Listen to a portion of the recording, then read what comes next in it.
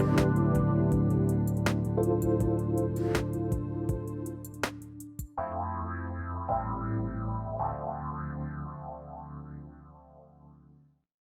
everybody. This is Doc Martin, and this is the Healing Hour. And this is really a place where I want to hear from you because I think together we can shift some things that challenge us. I don't know about you, but I've been challenged in 2020 a lot, and I'm sure you have too. We don't have Dr. Pat with us today. She's taking the time off.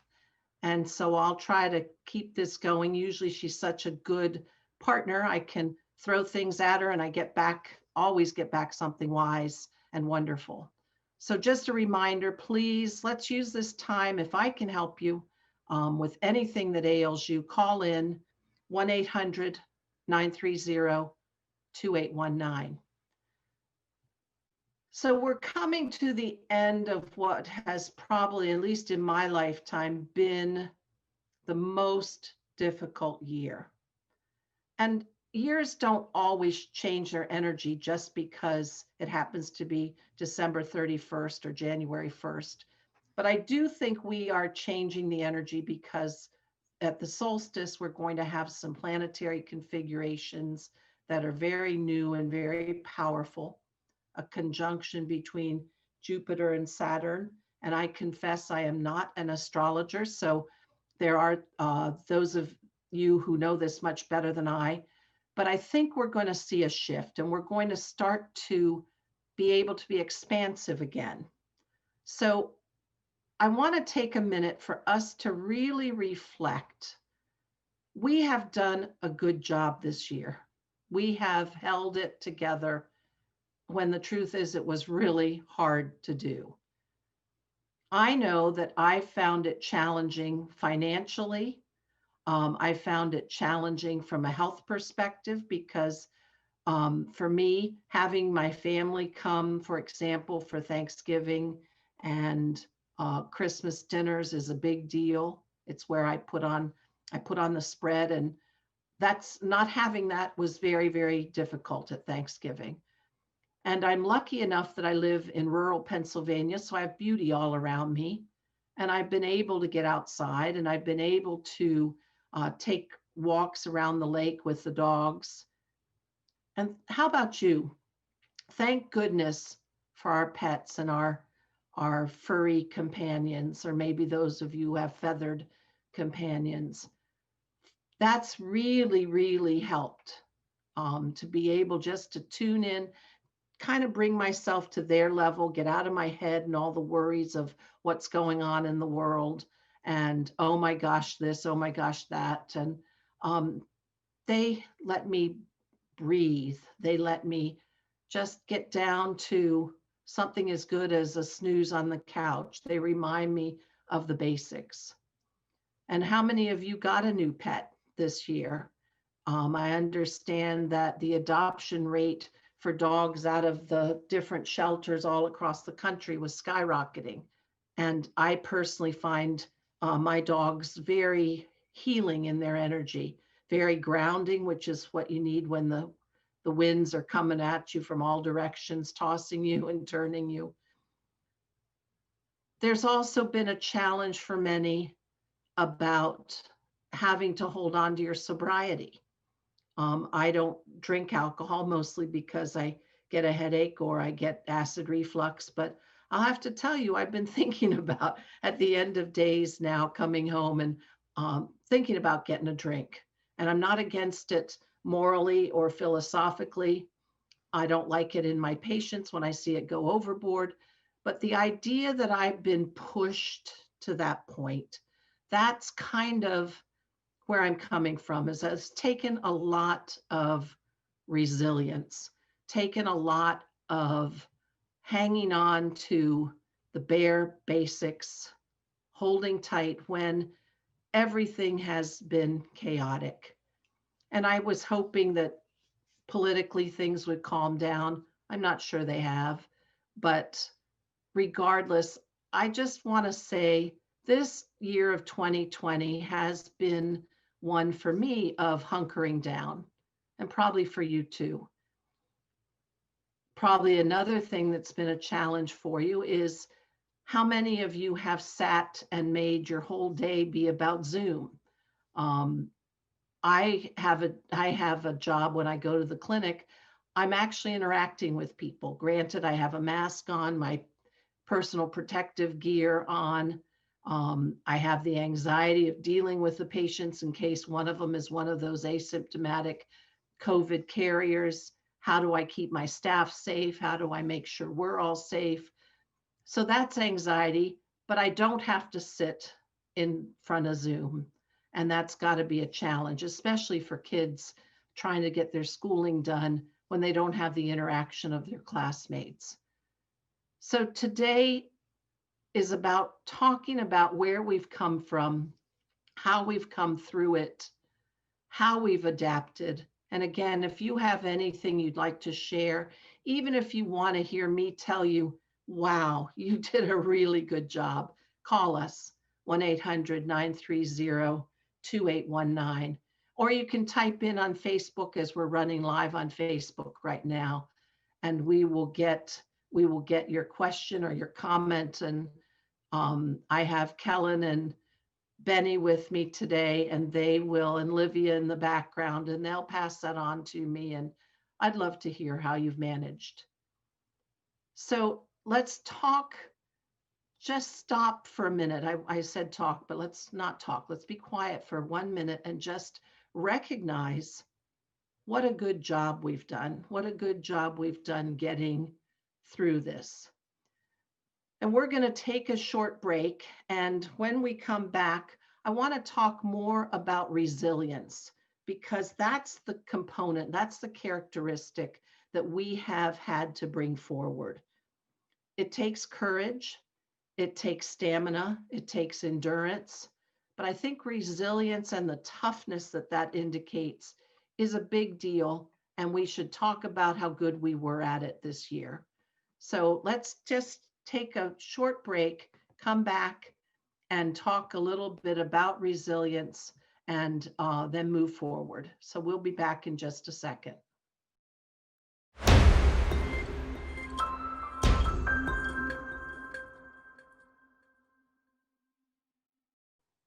Hi, everybody. We're back. I'm Doc Martin, and you're listening to the Healing Hour.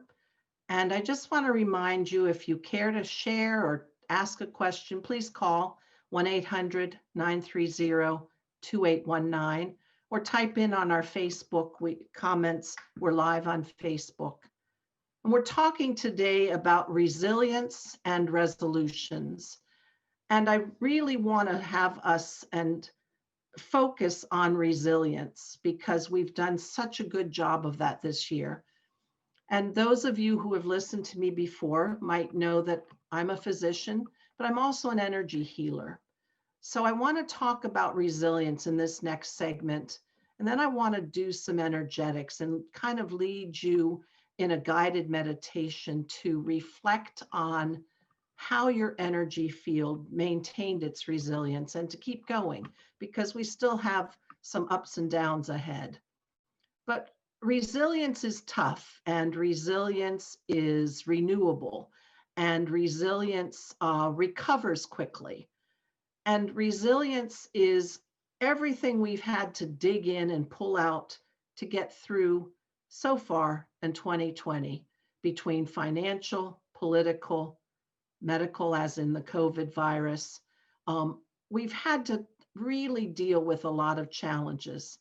And I want to take these next few minutes for us to energetically tap in to the resilience that exists in our field and in our bodies, and fortify that and integrate that and really lock it in there to give us strength for whatever comes down our way in the future.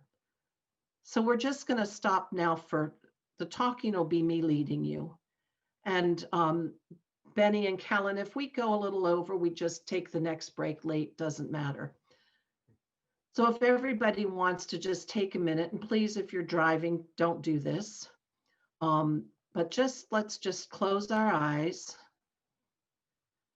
and take some nice, deep, relaxing breaths. and kind of let the energies of the stress and everything leave us. Because right now, we're going to focus on resilience, and we're going to focus on the strength that our field, our body, our intellect, our psyche, how we had to pull that all together. And this is just a reflection and a meditation of congratulations, of recognition, of patting ourselves on the energetic back to say, what a nice job you did so far. Way to go. So just allow your mind's eye to travel deep inside your body, your energy field, anywhere it needs to go. And as you scan across your field and you find those places that were particularly strong, that really held the glue together, just if you bow, little bow of appreciation to those parts of you, a little bow of recognition, of gratitude. You did such a good job holding everything together. Maybe it got a little frayed. Maybe you kind of sparked out with some short circuiting, but you're still here and you're still going. Let's just recognize that. And let's just honor that. And just feeling that as you send gratitude, recognition, appreciation, love to those strong fortress pillars of power that held you together. And just flood your field with that appreciation and gratitude. We're coming up to holiday times, times when we can gather and recognize how the year went and recognize the changes that we've been through and honor them. We're also entering the quiet time of the 4 seasons, where we can go and do our little bit of energetic hibernation. So let's just smooth out our field right now. Smooth it out with gratitude and recognition.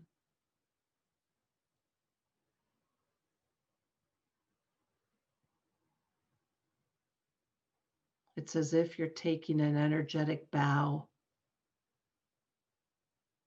bowing in deepest respect to those beautiful, strong parts of you.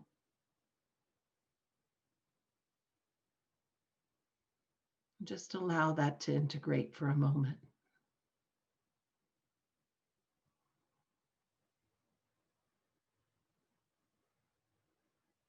And now let's take a journey with our mind's eye and look at the places that struggled, the places that maybe didn't do such a good job, the places that got a little too frayed to hold it together. And let's use our power of our higher selves and our helpers to put some healing into those places. Again, with appreciation for the effort that they tried, even if we think they could have done better. Let's recognize them all the same. But finding those places perhaps where you cracked a little, places where you short-circuited a little. And let's just apply some of that higher source energy as a little repair glue, little super glue, a cooling salve,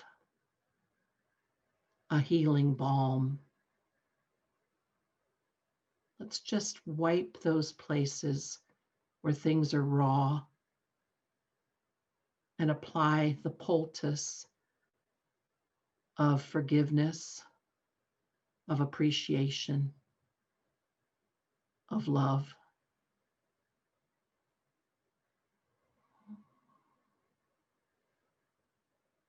We all have places where we think we didn't do well, or we think that we failed, or wished we could have done better.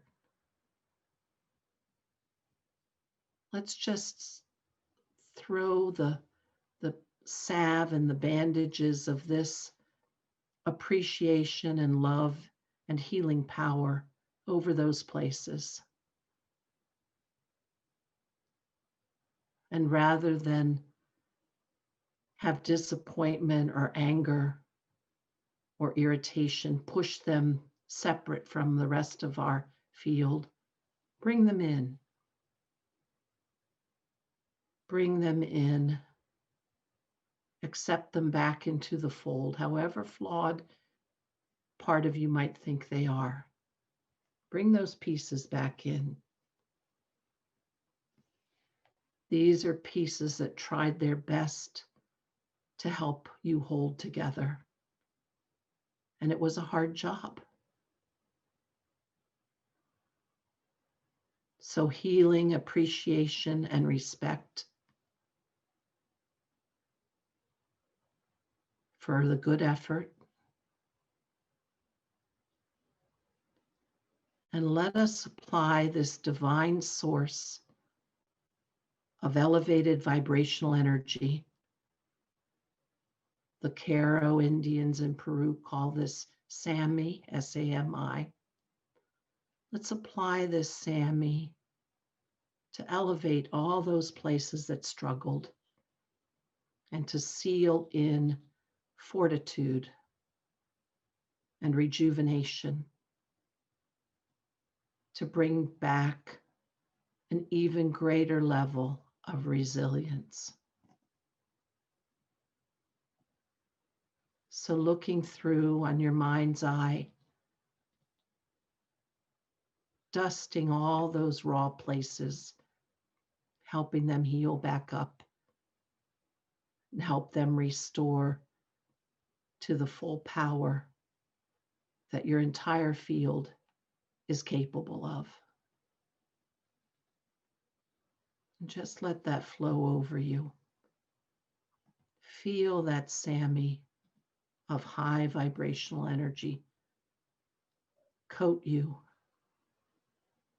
And in doing so, you can feel the elevation. You can feel the stress leaving you.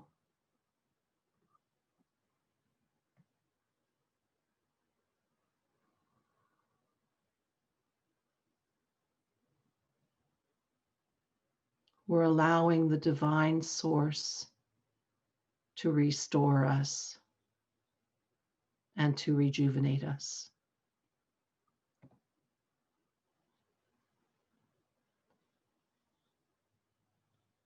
All the while with the deepest, most fervent appreciation and recognition and love for our field,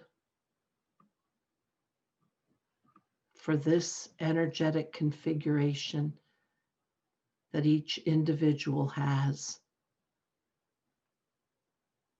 that rides forward each day into life.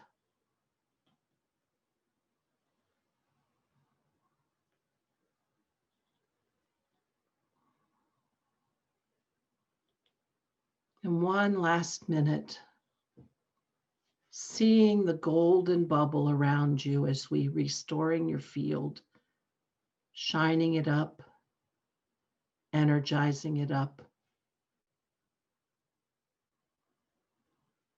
reconnecting all the pieces, healing all the raw areas, all the cracks.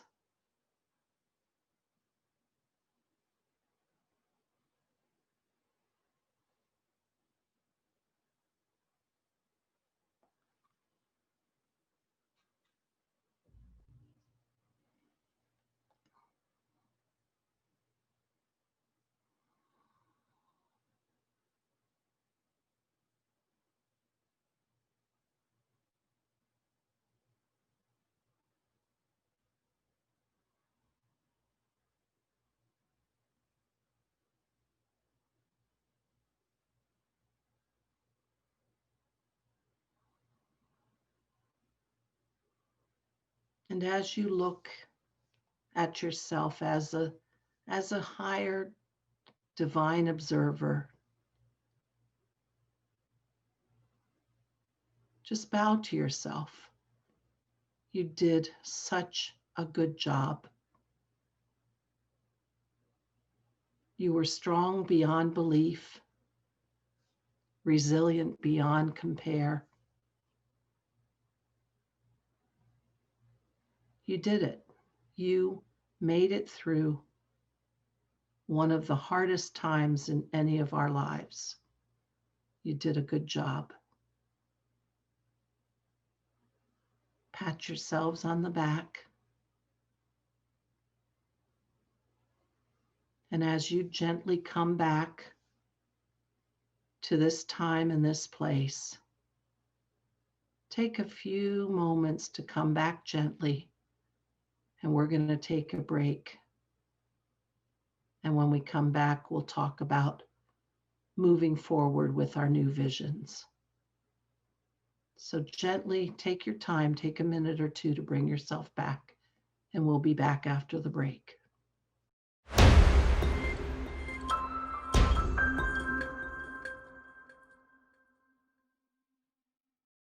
We're back, everybody. This is Doc Martin, and you're listening to the Healing Hour. So I asked Benny to cue up that, some of you are probably too young to remember, Saturday Night Fever with John Travolta and that song Staying Alive. But I've thought about that a lot when I think, especially in this show, when we're talking about resilience and resolutions.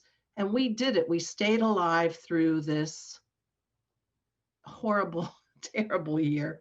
And now the biggest part about being alive is actually having some forward motion. And so I want to shift to the second half of this episode to talk about, we had all the energy of being hunkered down and just trying to get through. But I've sensed energetically that we're at a place where we could break open into new ways of being and new ways of, even if they're little ways of living. And of course, New Year's is a perfect time to think about resolutions. And as I said, especially in the winter months when there's a kind of quiet, dormant times to think about. These are when the plants are quiet until the sprouts come in the spring. So what do you want to sprout? Let's start thinking forward. I wanted to congratulate us for what we've done, but let's now shift into opening up to bringing in something new or more of what you're already doing, and get our dreams back again. Get our capacity for creating our future back again. We spent so much energy just trying to get by. Let's go forward now. Let's look outward. And perhaps that really means looking deeper inside to find out what we want to bring forward in the world. So, what are you going to create? What are you made to do in this lifetime and in this? And that can change as you go from month to month and year to year. But right now, what are you going to bring forward? What is a deep part of you that wants to be expressed? I know that for me over the past year, it was really hard to think of forward when all I could do was get by, going to work, taking care of people who were exposed to this virus and the chaos and their fear. But I finally started to feel like we have an opening, a break in the clouds, and I'm ready to start coming up with some resolutions. Resolutions in terms of intention, in terms of vision, in terms of what am I going to do more of? What am I going to create more of? How am I going to expand? Many of you have felt, as I have felt, very contracted in terms of we're just hunkered down. We are just getting by. But now we have, and again, I mentioned this conjunction of Jupiter and Saturn. I believe it hasn't been here for several hundred years. I don't know. I confess I don't know a lot about it, but we're entering at the solstice, we're entering the age of Aquarius, new vision, unity consciousness, global thoughts, energy that is finally opening up and bringing us something forward to look at.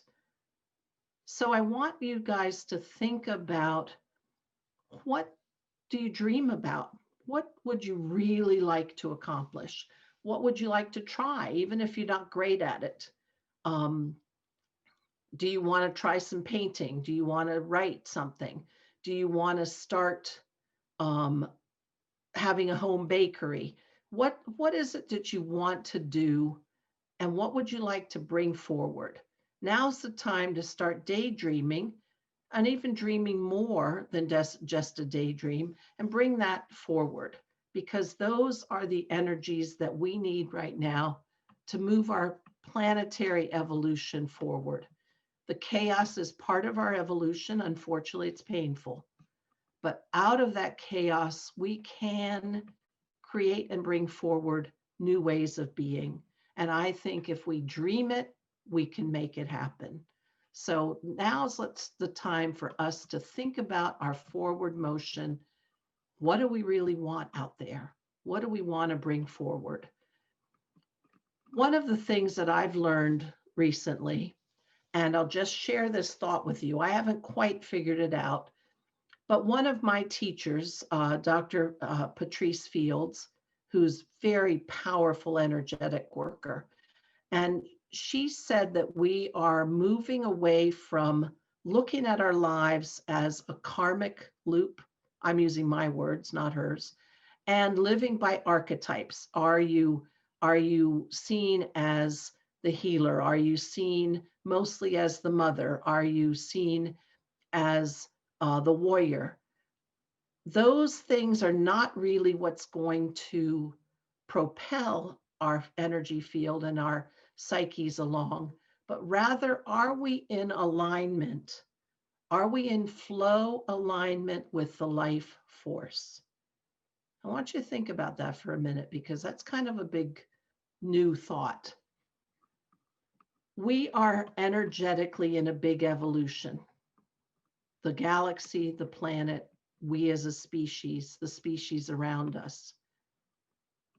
And right now we've got this churning energy of the death force, which is all around us, and churning energy of, at the same time, of the life force. So everything is topsy-turvy, and you could be on one roller coaster or the other, and you could be jumping between these things.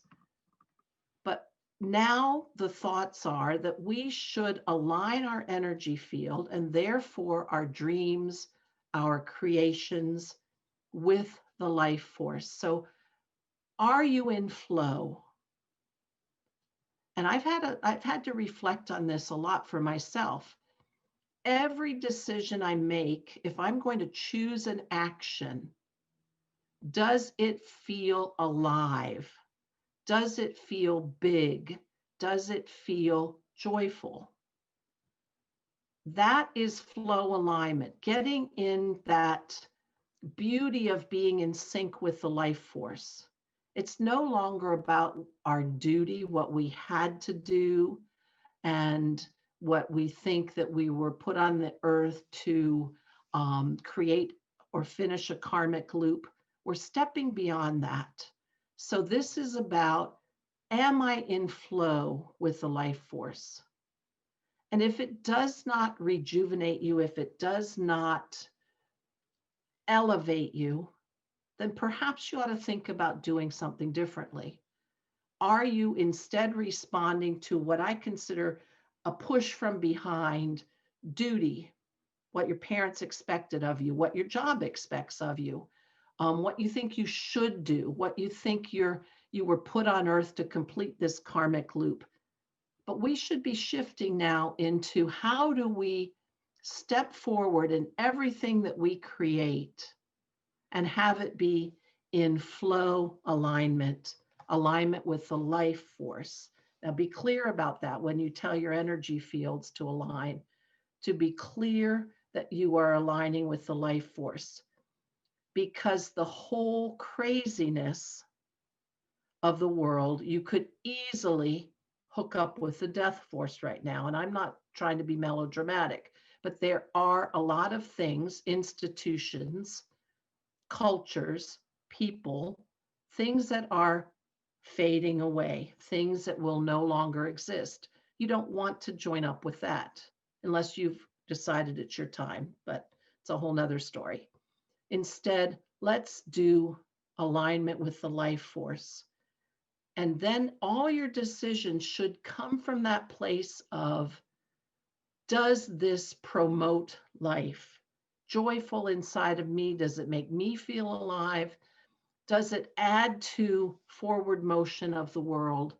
And that is very different from doing it because we have a soul contract with somebody at work, so we have to put up with their craziness, or our parents always expected this of us, and after all, I'm the warrior or I'm the wounded healer, so I have to do it this way. Those rules aren't going to apply as we step into these new ways of being. So alignment with the flow alignment with the life force, then you can start to feel that your dreams are coming out from you. We're not spending a lot of time in headspace. We'll have a download of a wish that our soul or spirit sends to us, and we'll put it through and bring it forward because it feels good. And we're moving more, and this has been going on for a while, but getting more in the feeling. That makes me think of Abraham Hicks and aligning with things, but it's a feeling state. It's not a thinking state. And that energetic flow is a better way of moving forward into our evolution as a species. So reflect on that, especially because we have this powerful planetary conjunction coming up at the solstice. I think we can break into a new year in a new way, and hopefully we'll rise above some of these things that made 2020 so difficult. So think about that. And when we come back, we're going to take a short break. When we come back, I want to remind you of some energetic tools that you can use to bring forward your dreams. So we'll take a quick break and then we'll be back. Be back in a sec.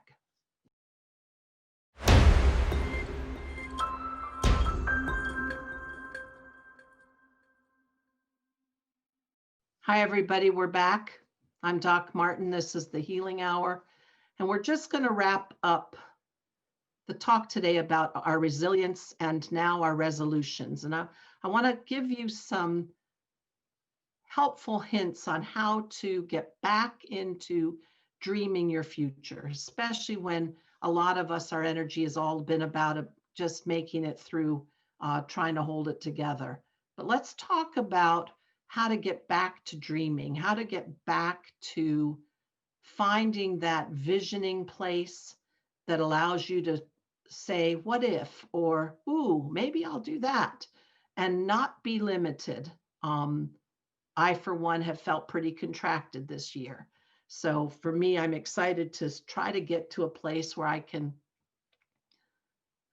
be bigger and expand and have ideas. And anyway, without being too manic, just get some new juices going. So I think there's some key points here. And one is I'd like you to remember that I'm going to be a broken record because I probably say this every single show. You've got to be in quiet time. And you've got to be in that place where you can hear the inner voice, whether you call it your soul, your guardian angel, the whispers of spirit. You've got to have the quiet to hear that, to hear those little trickles of possibility that says, ooh, maybe I could do that. For me, the best place to feel that quieting and that depth is going into nature. And at the break, I was talking to Kellen and Benny, you guys who live in the Seattle area, you have the most spectacular trees. I visited there once 2 years ago, and I was struck by the evergreens and the power that they have. And if you walk out, take a walk, and I'm sure within an hour's drive from Seattle, you can be in a forest or be on a trail. Those are beautiful places to have quiet energy, to sync up with the energetics of the earth, and to be in harmony.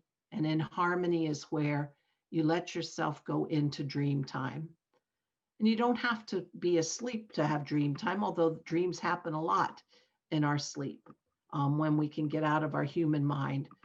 But these are ways to get out of our human mind while we're still awake.